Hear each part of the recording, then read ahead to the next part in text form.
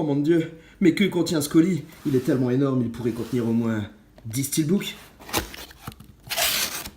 Ah bah non, en fait, c'est du café. Je déconne les amis, aujourd'hui je vous présente le steelbook du film Le Roi Arthur, la légende d'Excalibur, édition Fnac.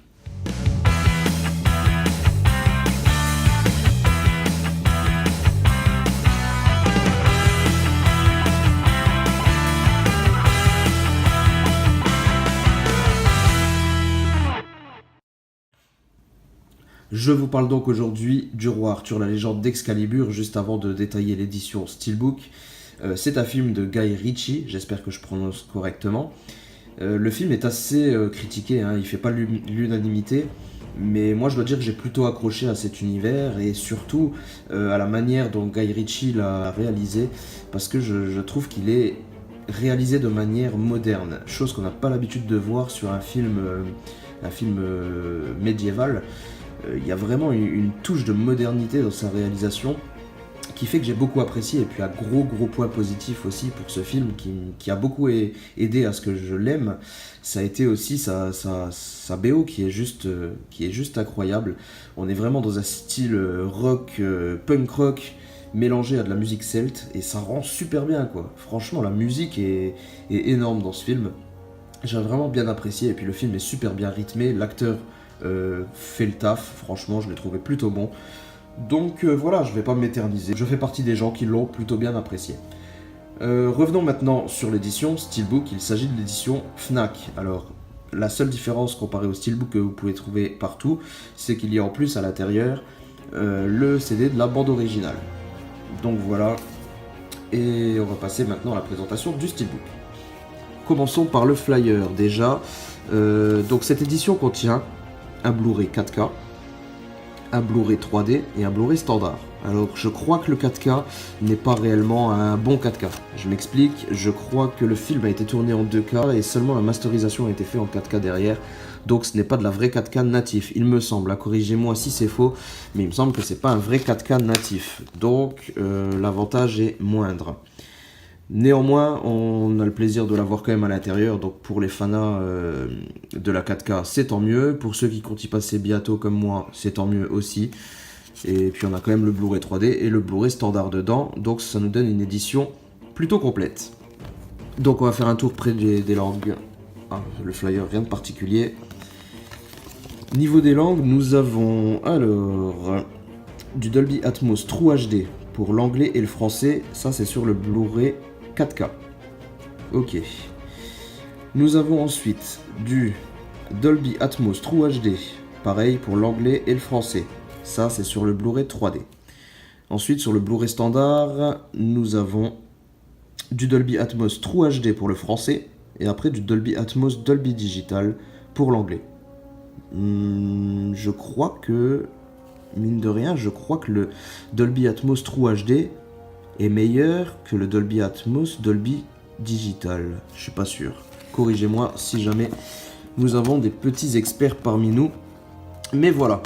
Le Steelbook quant à lui, alors je vous l'accorde, il est quand même très simple, hein, mais je trouve en tout cas ce visuel plutôt bien choisi. Il est assez classe, il n'y a pas de souci sur ça. Après c'est niveau finition qu'ils ont été un petit peu radins. Parce qu'on est sur une simple face mat et pas en finition 0 finish, parce qu'on voit super bien la lue derrière, donc c'est pas niveau finition c'est pas foufou, hein. Aucun débossage, aucun relief, voilà. Par contre le Roi Arthur écrit en français, ça en gênera certains. Pour ma part ça me gêne un peu, mais c'est pas bien grave, c'est pas super grave. On a un petit reflet métallique dans l'épée juste ici, mais voilà, simplement un seul reflet. On pouvait espérer avoir plus quand même.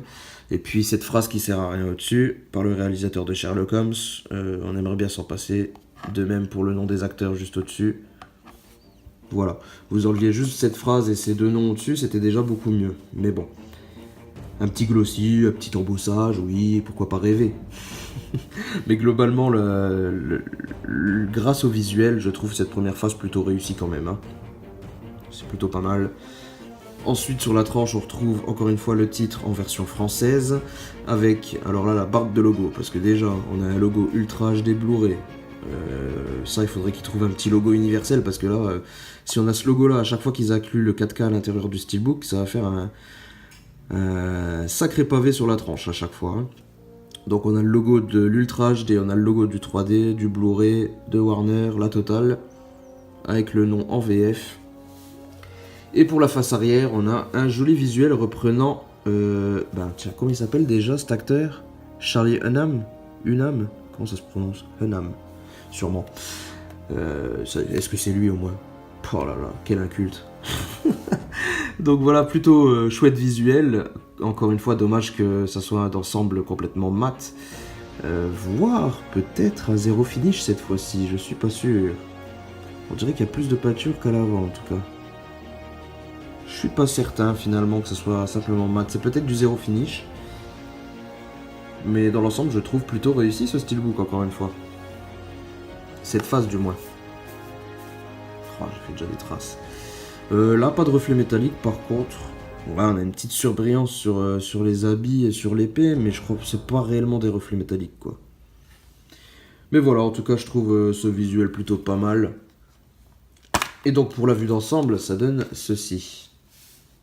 Bon, pas de raccord, hein, on est d'accord, mais je trouve ça plutôt sympa quand même. Ah, une petite finition en plus, ça aurait été vraiment le rêve quand même. Alors, à l'intérieur, nous retrouvons donc le CD de la bande originale. Ça, c'est exclusif à la Fnac et il me tarde de l'écouter parce que je garde vraiment un très très bon souvenir de cette BO. Et ensuite, à l'intérieur, voici comment c'est disposé. Donc nous avons le Blu-ray, je dirais que c'est le Blu-ray standard ça. Sérigraphie plutôt sympa. Bon, ça reste très simple hein, en noir et blanc, mais bon, les logos sont pas les premières choses qui nous sautent aux yeux. Donc c'est pas mal.